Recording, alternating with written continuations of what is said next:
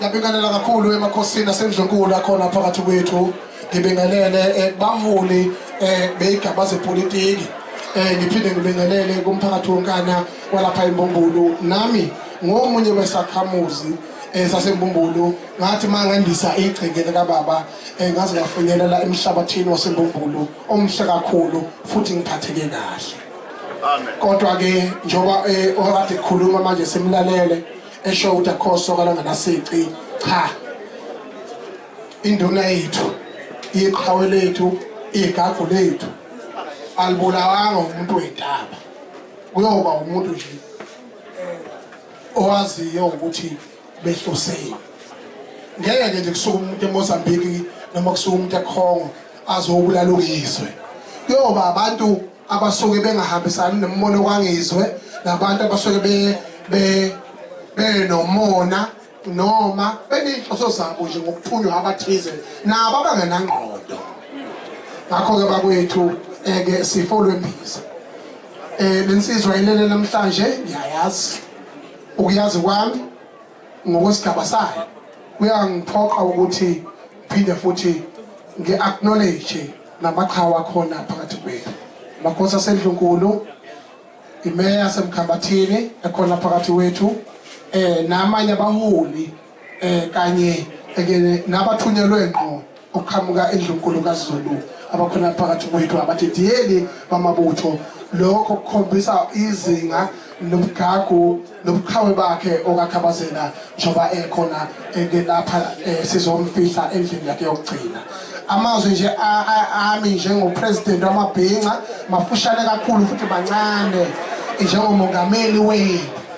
Ngikhuluma nje into eyodwa yokuthi ngijabula kakhulu okokuqala ukubona ingane yendawo ekhulelela ekwazi ukungithethisa ngisho igodi eyithize engayibizi kahle ewungqongqoshe futhi ebelokhu bakhona kokuhle abe khona nathi ekuthi siyabonga kakhulu mfokadlomo. Siyabonga kakhulu uDokotela. Ngoba jove exam namhlanje sabajove. Siyabonga kakhulu. Ziyakhala manje. Ayikhala. Bakwethu mfoka amakhanya ngihlala ngithinta. Ngathanda igama uyihlomkhulu akunika lona ukuthi ukhombisizwe. Sonke siyagoba mntakababa amawudidiyela. Namhlanje ngiyibuthe endlunkulu eMbumbulu ngenxa yokuthi ibutho eSouth Africa ethiwa ibutho kwaZulu. Angikhulumi ngendaba umhlangana mhlato wazanayo ngoba sabhude mfunelo wodwa siyazi ukuthi isagama sibhunyo sitiwani bethu wahlangana mhlato wazana. Ngikhuluma ngebutho mina seMbumbulu kuphela ukwaZulu lokana kuthena alikho elinye ibutho edlula lesibutho utshalwa yimi mina ngophesheya kothubela zithithiyelwa inangu ngoba sizwe mfuka amakhaya ziyagoba izizwe kunjalo nje.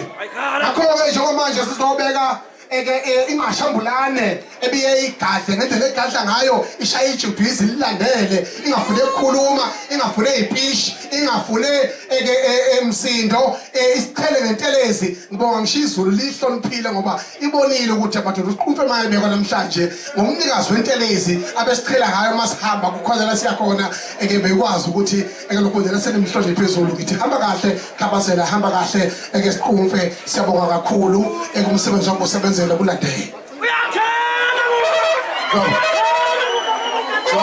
Siyabonga.